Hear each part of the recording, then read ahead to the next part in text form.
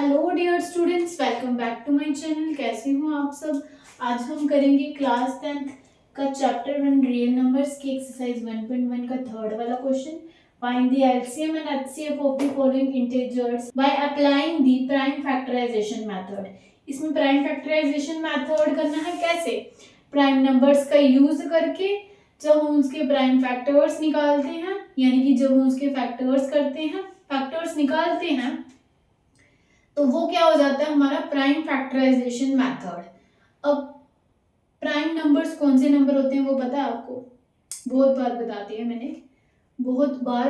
मैंने कि prime number वो नंबर होते हैं जो अपने ही टेबल में आते हैं और 1 के टेबल में आते हैं। 2, 3, 5, 7, 11, 9 नहीं होगा क्योंकि 9 3 के टेबल में भी आता है। वही नंबर हमारा जो है प्राइम नंबर होता है जो अपने ही टेबल में आता है और जो 1 के टेबल में आता है। जैसे कि 2, यह देखिए 2 के टेबल में आता है और 1 के टेबल में आता है। 3 जो है वो 1 के टेबल में आता है और 3 के टेबल में, यानी कि खुद के टेबल में आता है। वैसे ही 5, 7, 9 नहीं आएगा, 11, 8 भी नहीं आएगा, 9 भी नहीं आएगा और 10 भी नहीं आएगा। उसके बाद 12 भी नहीं आएगा, 13, देन 14 नहीं आएगा, 15 नहीं आएगा, 16 भी नहीं आएगा।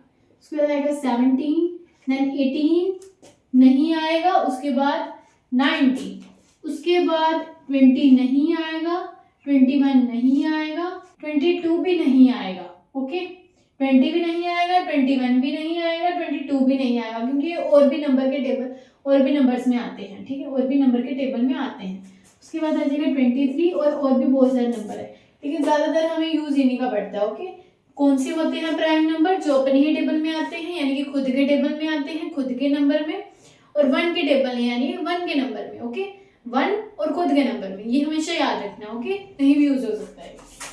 इस एक्सरसाइज में ज्यादा यही है, ऐसे प्राइम फैक्टराइजेशन तो करनी ही है। क्या है?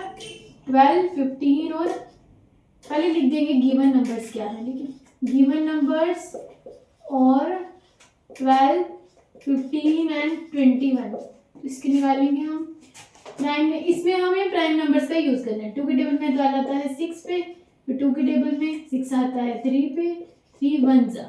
अब आएंगे 15 की बारी, तो ये आ जाएगा 3 5 जा, फिर 5 1 जा। ओके, उसके बाद है 21, तो 21 आ जाएगा 3 के टेबल में।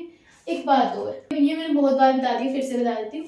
अगर हमें पता करना है कि कोई नंबर जो है वो 2 के टेबल में आता है नहीं, तो उसके लास्ट में अगर इवन नंबर हो, कौन कौन सा होता है इवन नंबर? 0, 2, 4, 6, 8। ओके, अब तो उसके बाद 3 7 जा 21 और ये 7 1 जा। तो पहले लिख देंगे हम 12 का 2 इंटू, ये हम प्राइम फैक्टराइजेशन ही कर रहे हैं अब। ओके, 2 इंटू 2 इंटू 3, पहले 12 का, उसके बाद आ जाएगा 15 का, 3 इंटू 5, उसके बाद आ जाएगा 21 का, तो ये हो जाएगा 3 इंटू 7। पहले हम एचसीएफ निकाल लेते हैं। ठीक है, एचसीएफ होता है इन सभी में, यानी कि तीनों में कॉमन क्या है? देखिए कॉमन क्या है, इधर भी 3 है, इधर भी 3 है, इधर भी 3 है, तो एक ही नंबर आया। अगर 2 नंबर आए तो इन दोनों को, अगर 2 नंबर आए तो इनको एक दूसरे के साथ मल्टीप्लाई करना पड़ता है। जैसे अगर 2 भी आता तो इंटू 2, तो ये 3 इंटू 2 क्या हो जाता है 6। अभी सिर्फ एक ही नंबर है तो वो एज इट इज रहेगा। फिर आ जाती है एलसीएम की बारी, तो एलसीएम में देखिए 2 इंटू 2 2 बार है इधर, तो दोनों लिख देते हैं। उसके बाद बाकी कहीं पे भी 2 नहीं है, तो यहाँ पे देखिए तीनों में 3 कॉमन है तो एक ही बारी, फिर 5 एक ही है तो एक ही बारी, फिर 7 एक ही है तो एक ही बारी। ये हो जाएगा 2 इंटू 2 4, 4 इंटू 3 12, 12 इंटू 5 60, 60 इंटू 7 420, है ना।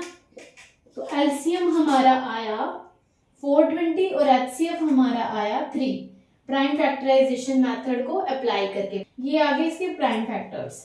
आप इधर लिख भी सकते हैं कि प्राइम फैक्टराइजेशन ऑफ 12, 15 एंड 21, लेकिन मैंने पहले लिख दिया कि गिवन नंबर्स हमें ये दिए हुए हैं और इस तरीके से हमें किया।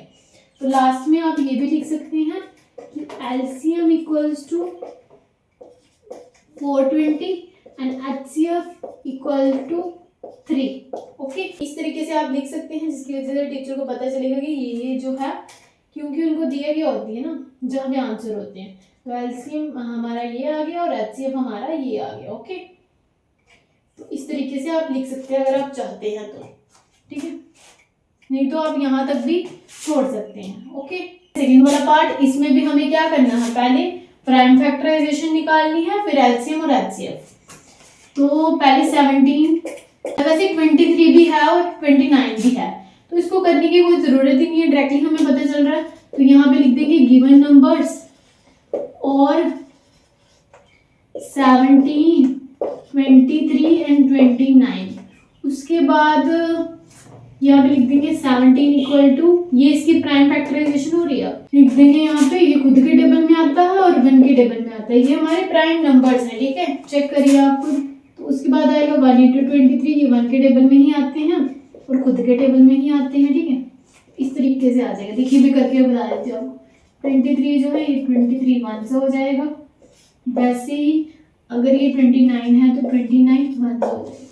ओके, तो लास्ट में हम करेंगे कि एचसीएफ हमारा क्या आएगा, एचसीएफ हमारा 1 आ जाएगा, क्योंकि दोनों तीनों में क्या है, कॉमन 1 ही है। और एलसीएम देखिए क्या आएगा, 1 आएगा, फर्स्टली तो 1 ही आएगा, फिर ये सारे एक ही 17 भी एक बार है, 23 भी एक बार है, पहले 17 लिख दीजिए, ओके, और फिर 23, फिर 29, इनको मल्टीप्लाई करके आएगा 11339।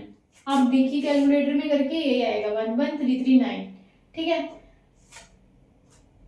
तो ये कर दिया हमें प्राइम फैक्टर, ये निकाले हैं, प्राइम फैक्टराइजेशन मेथड का यूज करके हमने एचसीएफ और एलसीएम निकाला है।